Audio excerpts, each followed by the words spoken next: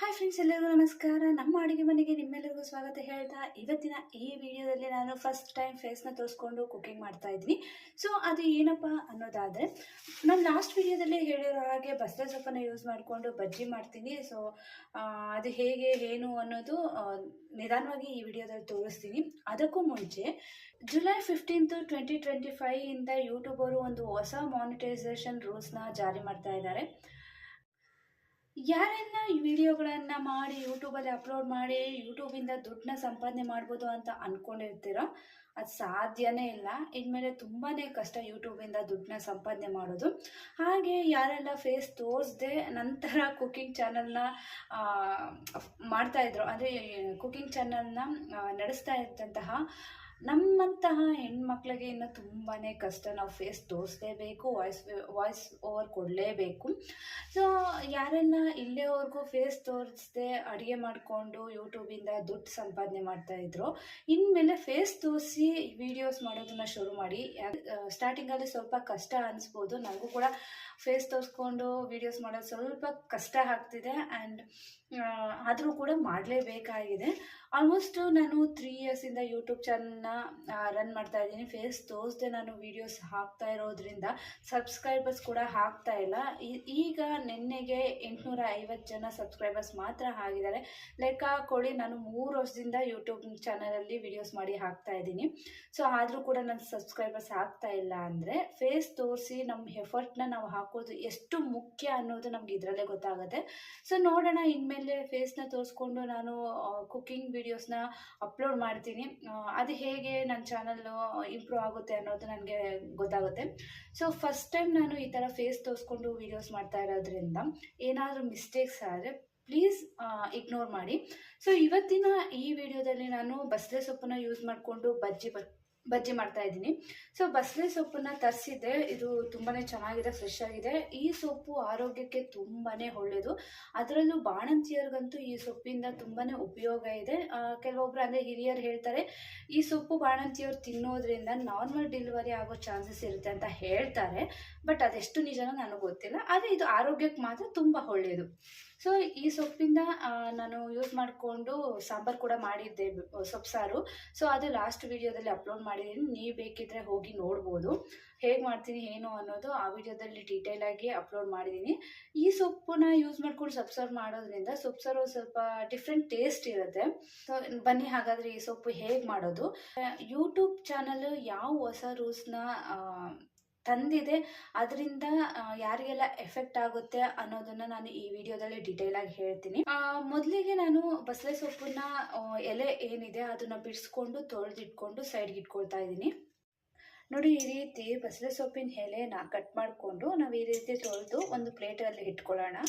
YouTube ಹೊಸ rules ಏನು ತಂದಿದೆ, ಅದರಿಂದ ಏನು ಎಫೆಕ್ಟ್ ಆಗುತ್ತೆ ಅನ್ನೋದಾದರೆ, ಕೆಲವೊಂದು ಕಂಡೀಷನ್ಸ್ ಹಾಕಿದೆ ಯೂಟ್ಯೂಬರು ಕೆಲವೊಂದು ಕಂಡೀಷನ್ಸ್ ಹಾಕಿದ್ದಾರೆ. ಯಾಕಂದರೆ ಇತ್ತೀಚೆಗೆ AI ವಾಯ್ಸ್ ಮೇಕರ್ನ ಯೂಸ್ ಮಾಡಿಕೊಂಡು ತುಂಬ ಜನ ವೀಡಿಯೋಸ್ನ ಅಪ್ಲೋಡ್ ಮಾಡ್ತಾ ಇದ್ದಾರೆ. ಅದ್ರ ಜೊತೆಯಲ್ಲಿ ಕೆಲವೊಬ್ಬರು ಅಂದರೆ ಮೊದಲೇ ಅಪ್ಲೋಡ್ ಮಾಡಿದಂತಹ ವೀಡಿಯೋಸ್ಗಳನ್ನು ಮತ್ತೆ ಅಪ್ಲೋಡ್ ಮಾಡ್ತಾ ಇದ್ದಾರೆ. ಸೊ ಇದನ್ನೆಲ್ಲ ಸ್ಟಾಪ್ ಮಾಡಬೇಕು ಅನ್ನೋ ರೀಸನ್ಗೆ ಯೂಟ್ಯೂಬ್ ಅವರು ಒಂದು ಜುಲೈ 15, 2025 ಇಂದ ಒಂದು ಹೊಸ ರೂಲ್ಸ್ ತಂದಿದ್ದಾರೆ. ಅದರಿಂದ ಯಾರೆಲ್ಲ ಈ ರೀತಿ ವೀಡಿಯೋಸ್ನ ಅಪ್ಲೋಡ್ ಮಾಡ್ತಿದ್ದಾರೆ, ಅದು ಡೈರೆಕ್ಟಾಗಿ ಅವರು ಮಾನಿಟೈಸೇಷನ್ ಮೇಲೆ ಪ್ರಭಾವ ಬೀರುತ್ತೆ. ಸೊ ಅದು ಯಾವ ಥರ ವೀಡಿಯೋಸ್ ಮಾಡಬೇಕು ಅನ್ನೋದ್ರ ಹೇಳೋದ್ರ ಬದಲು ನಾನು ಯಾವ ಥರ ಎಲ್ಲ ವೀಡಿಯೋಸ್ ಮಾಡಬಾರ್ದು ಅನ್ನೋದು ಈ ವಿಡಿಯೋದಲ್ಲಿ ಹೇಳ್ತಾ ಇದ್ದೀನಿ. ಮೊದಲನೇದಾಗಿ, ಇತ್ತೀಚೆಗೆ ವಾಯ್ಸ್ ಓವರ್ನ ಯೂಸ್ ಮಾಡಿಕೊಂಡು ತುಂಬ ಜನ ವೀಡಿಯೋಸ್ ಮಾಡ್ತಾ ಇದ್ದಾರೆ. ಸೊ ಅದನ್ನು ಯೂಟ್ಯೂಬಲ್ಲಿ ಅಪ್ಲೋಡ್ ಮಾಡ್ತಾ ಇದ್ದಾರೆ. ಅದು ಇನ್ಮೇಲೆ ಸಾಧ್ಯನೇ ಇಲ್ಲ. ಆ ಥರ ವೀಡಿಯೋಸ್ನ ಅಪ್ಲೋಡ್ ಮಾಡಿ ನಾವೇನಾದರೂ ದುಡ್ಡು ಸಂಪಾದನೆ ಮಾಡ್ಬೋದು ಅಂತ ಯಾರಾದ್ರೂ ಅಂದ್ಕೊಂಡಿದ್ದೀರಾ, ಅದು ನಿಜವಾಗ್ಲೂ ಸಾಧ್ಯ ಇಲ್ಲ. ಆ ಥರ ಏನಾದರೂ ಮಾಡಿದ್ರೆ ಪರ್ಮನೆಂಟಾಗಿ ನಿಮ್ಮ ಮಾನಿಟೈಸೇಷನ್ ಡಿಲೀಟ್ ಆಗುತ್ತೆ. ಸೊ ಅದ್ರ ಜೊತೆಯಲ್ಲಿ ಮೊದಲೇ ಮಾಡಿದಂತಹ ವೀಡಿಯೋಸ್ನ ಮತ್ತೆ ವೀಡಿಯೋಸ್ನ ಅಪ್ಲೋಡ್ ಮಾಡ್ತಾ ಇದ್ದಾರೆ. ಅದು ಕೂಡ ಆ ರೀತಿ ವೀಡಿಯೋಸ್ನ ಅಪ್ಲೋಡ್ ಮಾಡಿದ್ರೂ ಕೂಡ ಮಾನಿಟೈಸೇಷನ್ ರದ್ದಾಗುತ್ತೆ. ಇದರ ಜೊತೆಗೆ ಇನ್ನೂ ಕೆಲವೊಂದು ಪಾಯಿಂಟ್ಸ್ ಇದೆ, ಅದನ್ನು ನಾನು ಇದು ರೆಡಿ ಮಾಡ್ಕೊಳ್ತಾ ಹೇಳ್ತಾ ಹೋಗ್ತೇನೆ. ಇದಕ್ಕೆ ನಾನಿಲ್ಲಿ ಸ್ವಲ್ಪ ಕಡಲೆ ಹಿಟ್ಟು ಹಾಕ್ಕೊಳ್ತಾ ಇದ್ದೀನಿ. ಬಜ್ಜಿಗೆ ಸ್ವಲ್ಪ ಕಡಲೆ ಹಿಟ್ಟು ಹಾಕ್ಕೊಳ್ತಾ ಇದ್ದೀನಿ. ಅಂದರೆ ನಾನು ಒಂದು ಕಪ್ನಷ್ಟು ಕಡಲೆ ಹಿಟ್ಟು ನಾನು ಅಂದಾಜು ಮೇಲೆ ಹಾಕ್ಕೊಳ್ತಾ ಇದ್ದೀನಿ. ನೀವು ಬೇಕಿದ್ರೆ ಅಳತೆ ಮಾಡಿ ಹಾಕ್ಕೊಳ್ಬೋದು. ನಾನಿಲ್ಲಿ ಕೇವಲ ಒಂದು ಇಬ್ಬರು ತಿನ್ನುವಷ್ಟು ಮಾತ್ರ ನಾನು ಬಸಳೆ ಸೊಪ್ಪನ್ನು ತೊಗೊಂಡಿದ್ದೀನಿ. ಬಸಳೆ ಸೊಪ್ಪು ಬಜ್ಜಿ ಮಾಡ್ತಾ ಇರೋದು, ಅದರಿಂದ ನಾನು ಸ್ವಲ್ಪ ಕಡಲೆ ಹಿಟ್ಟು ಹಾಕ್ಕೊಳ್ತಾ ಇದ್ದೀನಿ. ಅದ್ರ ಜೊತೆಲಿ ಖಾರಕ್ಕೆ ಒಂಚೂರು ಚಿಲ್ಲಿ ಪೌಡ್ರು, ಒಂದು ಸ್ವಲ್ಪ ಜೀರಿಗೆ ಒಂದು ಸ್ವಲ್ಪ ಹಾಕ್ಕೊಳ್ತಾ ಇದ್ದೀನಿ. ಆಮೇಲೆ ಒಂಚೂರು ಗರಂ ಮಸಾಲ, ಇಷ್ಟು ಉಪ್ಪು ಹಾಕ್ಕೊಳ್ತಾ ಇದ್ದೀನಿ. ನೋಡ್ಕೊಂಡು ಹಾಕ್ಕೊಳ್ಳಿ, ಯಾಕಂದರೆ ನಾನು ಸ್ವಲ್ಪನೇ ಮಾಡ್ಕೊಳ್ತಾ ಇರೋದು. ಸೊ ಇದನ್ನು ನಾನು ಮಿಕ್ಸ್ ಮಾಡಿಕೊಂಡು ಸ್ವಲ್ಪ ಹೊತ್ತು ಹಾಗೆ ಬಿಟ್ಬಿಡ್ತೀನಿ. ಹಾಗೆ ಬಿಡೋದ್ರಿಂದ ಬಜ್ಜಿ ತುಂಬ ಚೆನ್ನಾಗಿ ಬರುತ್ತೆ. ಆಗಲೇ ಹೇಳ್ತಿದ್ದೆ ಯಾವ ಥರ ವೀಡಿಯೋಸ್ ಮಾಡಬಾರ್ದು ಅಂತ. ಅದರಲ್ಲಿ ನೆಕ್ಸ್ಟ್ ಪಾಯಿಂಟ್ ಹೇಳೋದಾದರೆ, ಇದು ಏನು ಸೇಮ್ ವಿಡಿಯೋ ಫಾರ್ಮೆಟು, ಆದರೆ ಟೆಂಪ್ಲೇಟ್ಸ್ ಮಾತ್ರ ಚೇಂಜ್ ಮಾಡಿ ವೀಡಿಯೋಸ್ ಅಪ್ಲೋಡ್ ಮಾಡ್ತಾ ಇರ್ತಾರೆ ಕೆಲವೊಬ್ಬರು. ಸೊ ಆ ರೀತಿ ಕೂಡ ವೀಡಿಯೋಸ್ ಅಪ್ಲೋಡ್ ಮಾಡಿದ್ರೆ, ಅಂದರೆ ಸ್ವಲ್ಪ ಚೇಂಜಸ್ ಮಾಡಿರ್ತಾರೆ ಆದರೆ ಅದೇ ಫಾರ್ಮೆಟಲ್ಲಿ ವೀಡಿಯೋಸ್ನ ಅಪ್ಲೋಡ್ ಮಾಡ್ತಾರೆ. ಸೊ ಆ ಥರ ಏನಾದರೂ ಇದ್ದರೆ ಅವ್ರ ಅಕೌಂಟ್ ಕೂಡ ಮಾನಿಟೈಸೇಷನಿಂದ ಡಿಲೀಟ್ ಆಗುತ್ತೆ. ಸೊ ಎಲ್ಲರೂ ಕೂಡ ಸ್ವಲ್ಪ ಯೋಚನೆ ಮಾಡಿ ವೀಡಿಯೋಸ್ ಮಾಡಿ, ಸ್ವಲ್ಪ ಎಫರ್ಟ್ ಹಾಕಿ ವೀಡಿಯೋಸ್ ಮಾಡಿ. ಅದೇ ಯೂಟ್ಯೂಬ್ ಅವ್ರಿಗೆ ಬೇಕಾಗಿರೋದು. ಸ್ವಲ್ಪ ನಮ್ಮ ಕಡೆಯಿಂದನೂ ಕೂಡ ಎಫರ್ಟ್ಸ್ ಇರಬೇಕಲ್ವಾ. ಅವ್ರು ಅಷ್ಟು ಪೇ ಮಾಡ್ತಾರೆ ಅಂದರೆ ನಾವು ಕೂಡ ಸ್ವಲ್ಪ ಎಫರ್ಟ್ ಹಾಕಬೇಕಾಗುತ್ತೆ.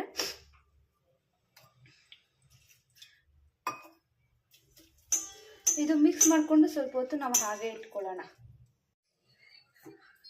ನೋಡಿ, ಈ ರೀತಿ ರೆಡಿ ಮಾಡ್ಕೊಳ್ಬೇಕು. ಇದರಲ್ಲಿ ನಾವು ಬಸಳೆ ಸೊಪ್ಪನ್ನು ಹಾಕಿ ನಾರ್ಮಲ್ ಬಾಳೆಕಾಯಿ ಬಜ್ಜಿ, ಮೆಣಸಿನ್ಕಾಯಿ ಬಜ್ಜಿ ಹೇಗೆ ಮಾಡ್ಕೊಳ್ತೀರೋ ಆ ರೀತಿ ನಾವು ಮಾಡ್ಕೊಳ್ಬೇಕಾಗತ್ತೆ. ಈಗ ಎಣ್ಣೆ ಕಾಯೋದಕ್ಕೆ ಇಡೋಣ. ಇದು ನಾನು ಈ ಬಾಣಲಿ ಬಂದುಬಿಟ್ಟು ನಾನು ಬರೀ ಏನಾದರೂ ತೇಲ್ಸೋದಕ್ಕೆ, ಪೂರಿ ಮಾಡೋದಕ್ಕೆ, ಬಜ್ಜಿ ಬೋಂಡ ಮಾಡೋದಕ್ಕೆ, ವಡೆ ಮಾಡೋದಕ್ಕೆ, ಏನಾದರೂ ತೇಲ್ಸೋ ಐಟಮ್ ಮಾಡೋದಕ್ಕೆ ಮಾತ್ರ ನಾನು ಈ ಬಾಣಲಿನ ಯೂಸ್ ಮಾಡ್ತೀನಿ. ಅದಕ್ಕೆ ಈ ಬಾಣಲಿ ಈ ಕಲರ್ ಇದೆ. ಬೇಕಾದರೆ ಯೂಟ್ಯೂಬಲ್ಲಿ ಯಾವ ಥರದ ವೀಡಿಯೋಸ್ ಅಪ್ಲೋಡ್ ಮಾಡಬೇಕು ಅನ್ನೋದಕ್ಕೆ ಬದಲು ಯಾವ ಥರ ವೀಡಿಯೋಸ್ ಅಪ್ಲೋಡ್ ಮಾಡಬಾರ್ದು ಅನ್ನೋದಾದರೆ ಕೆಲವೊಂದು ಪಾಯಿಂಟ್ಸ್ ಇದೆ. ಮೊದಲೇ ಹೇಳ್ದಂಗೆ, ನಾನು ವಾಯ್ಸ್ ಓವರ್ ಮಾಡಿ ಯಾರೆಲ್ಲ ವೀಡಿಯೋಸ್ ಅಪ್ಲೋಡ್ ಮಾಡ್ತಾ ಇದ್ದೀರಾ ಅವರು ಪ್ಲೀಸ್ ಜುಲೈ 15th ಒಳಗಡೆ ಸ್ಟಾಪ್ ಮಾಡಿ. ಜುಲೈ 15th ಆದಮೇಲೆ ಆ ರೀತಿಯಾದಂತಹ ವೀಡಿಯೋಸ್ ಯಾರಾದರೂ ಅಪ್ಲೋಡ್ ಮಾಡಿ ಅವರ ಮಾನಿಟೈಸೇಷನ್ನ ಯೂಟ್ಯೂಬ್ ಅವರು ರದ್ದು ಮಾಡ್ತಾರೆ. ಅದ್ರ ಜೊತೆಯಲ್ಲಿ ಈ ಮೂವೀಸು ಮತ್ತು ಟ್ರೈಲರ್ಸ್ನೆಲ್ಲ ಎಡಿಟ್ ಮಾಡಿಬಿಟ್ಟು ಅಪ್ಲೋಡ್ ಎಲ್ಲ ಮಾಡ್ತಾ ಇರ್ತಾರಲ್ಲ, ಸೊ ಅಂಥವ್ರು ಕೂಡ ಆ ರೀತಿ ವಿಡಿಯೋಸ್ ಮಾಡಿ ಅಪ್ಲೋಡ್ ಮಾಡೋದನ್ನು ಸ್ಟಾಪ್ ಮಾಡಿ ಮೊದಲೇ ಅಪ್ಲೋಡ್ ಮಾಡಿ. ಇದು ಸೆಕೆಂಡ್ ಪಾಯಿಂಟ್ ಆಯಿತು. ಮೂರನೇ ಪಾಯಿಂಟ್ ಬಂದುಬಿಟ್ಟು, ಮೊದಲೇ ಯಾರಾದರೂ ವೀಡಿಯೋಸ್ ಅಪ್ಲೋಡ್ ಮಾಡಿರ್ತಾರೆ, ಸೊ ಅಂತಹ ವೀಡಿಯೋಸ್ನ ಮತ್ತೆ ಶಾರ್ಟ್ಸ್ಗಳಿಗೆ ಹಾಕೋದು ಮತ್ತು ವೀಡಿಯೋಸ್ಗಳನ್ನು ಮತ್ತೆ ಅದೇ ವೀಡಿಯೋಸ್ನ ಅಪ್ಲೋಡ್ ಮಾಡೋದು, ಈ ರೀತಿ ಮಾಡ್ತಾ ಇರ್ತಾರೆ. ಅಂಥ ವೀಡಿಯೋಸ್ ಕೂಡ, ಅಂಥ ವೀಡಿಯೋಸ್ ಅಪ್ಲೋಡ್ ಮಾಡಿರುವಂತಹ ಚಾನಲ್ಸ್ನ ಮಾನಿಟೈಸೇಷನ್ ಕೂಡ ರದ್ದು ಮಾಡ್ತಾ ಇದ್ದಾರೆ. ಒಂದೇ ತರಹದ ವಿಡಿಯೋನ ಫಾರ್ಮೆಟ್ ಚೇಂಜ್ ಮಾಡಿ ಮತ್ತು ಟೆಂಪ್ಲೇಟ್ಸ್ನ ಚೇಂಜ್ ಮಾಡಿ ಅಪ್ಲೋಡ್ ಮಾಡ್ತಾ ಇರ್ತಾರೆ. ಅಂಥ ವೀಡಿಯೋಸ್ ಕೂಡ ಯಾರೆಲ್ಲ ಅಪ್ಲೋಡ್ ಮಾಡ್ತಾ ಇದ್ದಾರೋ ಅವ್ರನ್ನ ಮಾನಿಟೈಸೇಷನ್ ಕೂಡ ರದ್ದು ಮಾಡೋ ಚಾನ್ಸಸ್ ಇರುತ್ತೆ. ಸೊ ಪ್ಲೀಸ್ ಇದೆಲ್ಲ ಜುಲೈ 15th ಒಳಗಡೆ ಸ್ಟಾಪ್ ಮಾಡಿ. ಆ್ಯಂಡ್ ಕೆಲವೊಬ್ರು ಅಂದ್ಕೊಂಡಿರ್ತಾರೆ ವೀಡಿಯೋಸ್ ಮಾಡಿ ಹಾಕ್ತಾ ಇದ್ರೆ ಯೂಟ್ಯೂಬಿಂದ ದುಡ್ಡು ಬರುತ್ತೆ ಅಂತ. ಸೊ ಇನ್ಮೇಲೆ ಅದೆಲ್ಲ ಚಾನ್ಸೇ ಇಲ್ಲ. ಸೊ ನಾವು ಯಾವ ರೀತಿ ವೀಡಿಯೋಸ್ ಮಾಡ್ತೀವಿ ಮತ್ತು ಯಾವ ರೀತಿ ನಮ್ಮ ಶ್ರಮ ಆ ವೀಡಿಯೋಸ್ಗಳಲ್ಲಿ ಎದ್ದು ಕಾಣುತ್ತೆ, ಅಂದರೆ ಆ ವೀಡಿಯೋಸ್ ಮಾಡಬೇಕಾದ್ರೆ ನಾವು ಯಾವ ರೀತಿ ಶ್ರಮ ಪಟ್ಟಿರ್ತೀವಿ ಮತ್ತು ನಮ್ಮ ನಮ್ಮದೇ ಸ್ವಂತ ವಾಯ್ಸ್ ಕೊಟ್ಟು ಮತ್ತು ನಾವು ವೀಡಿಯೋದಲ್ಲಿ ಕಾಣಿಸ್ಕೊಂಡು ವೀಡಿಯೋಸ್ ಮಾಡೋದ್ರಿಂದ ನಮಗೆ ದುಡ್ಡು ಬರೋ ಸಾಧ್ಯತೆಗಳಿರುತ್ತೆ. ಇನ್ಮೇಲೆ ಯಾರೆಲ್ಲ ನನ್ನ ರೀತಿ ವಿಡಿಯೋ ಅಂದರೆ ಫೇಸ್ ತೋರಿಸದೆ ವೀಡಿಯೋಸ್ ಮಾಡಿ ಹಾಕ್ತಾಯಿದ್ರು ಕುಕ್ಕಿಂಗ್ ಚಾನಲಲ್ಲಿ, ಪ್ಲೀಸ್ ಇನ್ಮೇಲೆ ಎಲ್ಲರೂ ಫೇಸ್ ತೋರಿಸ್ಕೊಂಡು ವಿಡಿಯೋಸ್ ಮಾಡಿ. ಆ್ಯಂಡ್ ಸ್ವಲ್ಪ ಅಂದರೆ ಸ್ಟಾರ್ಟಿಂಗಲ್ಲಿ ಸ್ವಲ್ಪ ಭಯ ಇರುತ್ತೆ, ಅಥವಾ ಹೇಗೆ ಬರುತ್ತೋ ಏನೋ ಅನ್ನೋ ಸ್ವಲ್ಪ ಟೆನ್ಷನ್ ಕೂಡ ಇರುತ್ತೆ.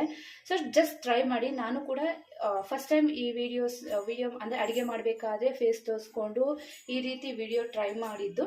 ನೋಡೋಣ ಯಾವ ರೀತಿ ಈ ವಿಡಿಯೋ ಓಡುತ್ತೆ ಅನ್ನೋದು.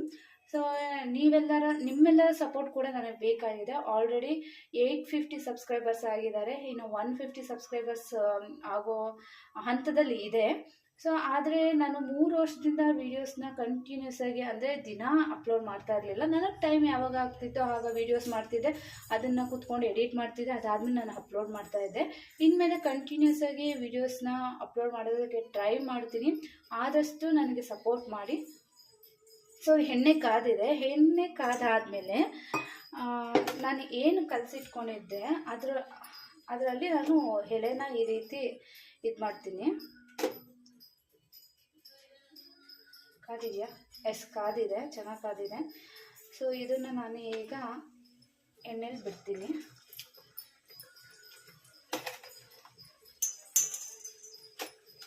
ಇದಕ್ಕೆ ನೀವು ಬೇಕಿದ್ರೆ ಕಾಯಿ ಚಟ್ನಿ ಕೂಡ ಮಾಡ್ಕೊಳ್ಬೋದು. ನಾನಿದು ಊಟಕ್ಕೆ ಸೈಡ್ ಡಿಶ್ ಆಗಿ ಮಾಡ್ಕೊಳ್ತಾ ಇದ್ದೀನಿ.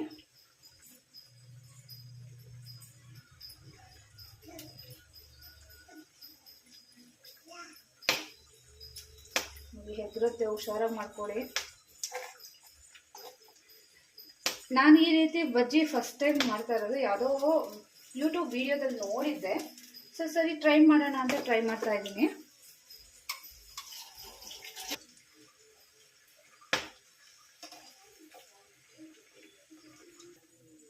ಚೆನ್ನಾಗಿ ಬೆಂದಿದೆ, ಈಗ ತಗೊಂಡ್ಬಿಡೋಣ.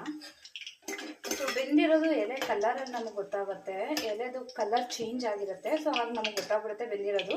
ಅದ್ರ ಜೊತೆಗೆ ಇನ್ನೊಂದು ಹೇಗೆ ಬೆಂದಿದೆ ಅನ್ನೋದು ನಮಗೆ ಗೊತ್ತಾಗಬೇಕು ಅಂದರೆ, ನಾವು ಎಣ್ಣೆಲಿ ಹಾಕಿದ ತಕ್ಷಣ ನೊರೆ ಬರುತ್ತೆ. ಅದಾದಮೇಲೆ ಈ ನೊರೆ ಏನಿರುತ್ತೆ ಅದು ತುಂಬಾ ಕಡಿಮೆ ಆಗುತ್ತೆ.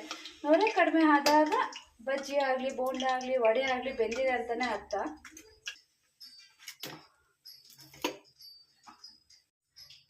ನೋಡಿ, ನಾನು ಇಬ್ಬರು ಮಾತ್ರ ಮಾಡ್ಕೊಂಡಿದ್ದು. ಸೊ ಒಂದು 6 ಮಾಡ್ಕೊಂಡಿದ್ದೀನಿ. ಅದರಲ್ಲಿ ಹೇಗೆ ಬಂತು ಅನ್ನೋದು ನಾನು ತೋರಿಸ್ತಾ ಇದ್ದೀನಿ. ತುಂಬ ಬಿಸಿ ಇದೆ,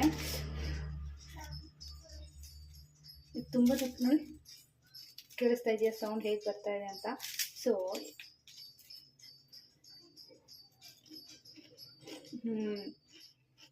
ಸೂಪರ್ ಆಗಿದೆ. ನೀವು ಕೂಡ ಒಂದು ಟೈಮ್ ಟ್ರೈ ಮಾಡಿ ನೋಡಿ, ಮನೆಯಲ್ಲಿ ಸಖತ್ತಾಗಿ ಬಂದಿದೆ. ನೋಡಿದ್ರಲ್ಲ, ಬಸಳೆ ಸೊಪ್ಪನ್ನ ಯೂಸ್ ಮಾಡಿಕೊಂಡು ನಾನು ಹೇಗೆ ಬಜ್ಜಿ ಮಾಡಿದೆ ಅನ್ನೋದು ತುಂಬಾ ಚೆನ್ನಾಗಿ ಬಂದಿದೆ. ಸೊ ತಿಂತಾ ಇದ್ರೆ ಇನ್ನೂ ತಿನ್ನಬೇಕು ಅನಿಸ್ತಾ ಇದೆ, ಅಷ್ಟು ಚೆನ್ನಾಗಿದೆ. ಇವತ್ತಿನ ಈ ವಿಡಿಯೋ ನಿಮ್ಮೆಲ್ಲರಿಗೂ ಇಷ್ಟ ಆಗಿದೆ ಅಂದ್ಕೊಳ್ತೀನಿ. ಇಷ್ಟ ಆಗಿದ್ರೆ ಪ್ಲೀಸ್ ನಮ್ಮ ಚಾನಲ್ನ ಸಬ್ಸ್ಕ್ರೈಬ್ ಮಾಡಿ. ಆ್ಯಂಡ್ ನೆಕ್ಸ್ಟ್ ವಿಡಿಯೋ ನಾನು ಏನು ಮಾಡ್ತೀನಿ ಅನ್ನೋದು ಕೂಡ ನಾನು ಈ ವಿಡಿಯೋದಲ್ಲಿ ಹೇಳ್ತಾ ಇದ್ದೀನಿ. ಸಿಹಿ ಕುಂಬಳಕಾಯಿನ ತಂದಿಟ್ಕೊಂಡಿದ್ದೀನಿ. ಸೊ ನಾನು ಈ ಕುಂಬಳಕಾಯಿನ ನೆಕ್ಸ್ಟ್ ವಿಡಿಯೋದಲ್ಲಿ ನಾನು ಈ ಸಿಹಿ ಕುಂಬಳಕಾಯಿನ ಯೂಸ್ ಮಾಡಿಕೊಂಡು ಒಂದು ರೀತಿಯಾದಂತಹ ಹಲ್ವಾ, ಸೊ ಅದಕ್ಕೆ ನಾನು ಹಾಲು ಹಾಕಿದ್ರೆ ಪಾಯಸ.